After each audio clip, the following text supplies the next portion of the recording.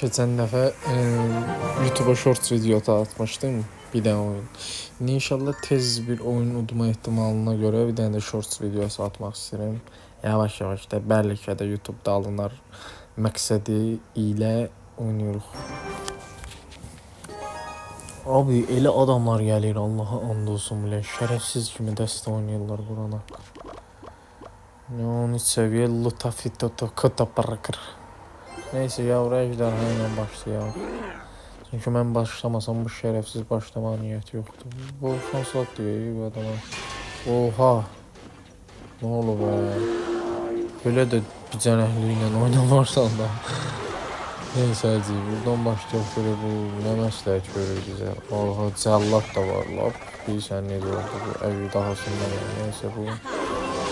Oho bunu tuttu ay tuttu tuttu ay. Yani tutarız aslında. Buradan yüküne atalım. Tutarız. Davay. Buradan tutarız.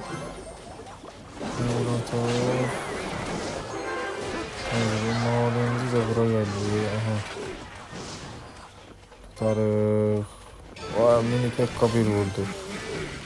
Aha. Hadi bu güçlü madenci. Nasıl bir pox yeməyəcək, yer dəyişsə belə, yəni mümkün deyil. Bir dənə arxadan cadı ilə yürüyür, bu səfər əqlimlisi ilə yürək.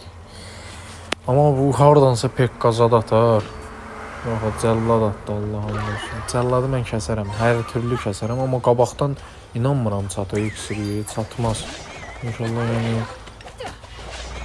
şirin yedik. Yedim burası bir sən nətər. O bu tərəfi bıraxdı. Aa bura da geldi. Yine vurardım ya, ne olardı ki? Bu hardasa mənə tutacaq yine sən. Cadını el ehtimala saxlayaq. Saxlamayaq. Böyle imkan vereceğim olmağına. İmkan verirse 100% pekka mekka atar da. Aha. Arkadan boss aydıqla yemin. Çünkü mən buramın canı azdı da. Ben de belə gireyim. Risk eyləməyəm buranın olsun. Neyse ortadan yavru ejderha. Neyse salıp oyunda. Ne var ne?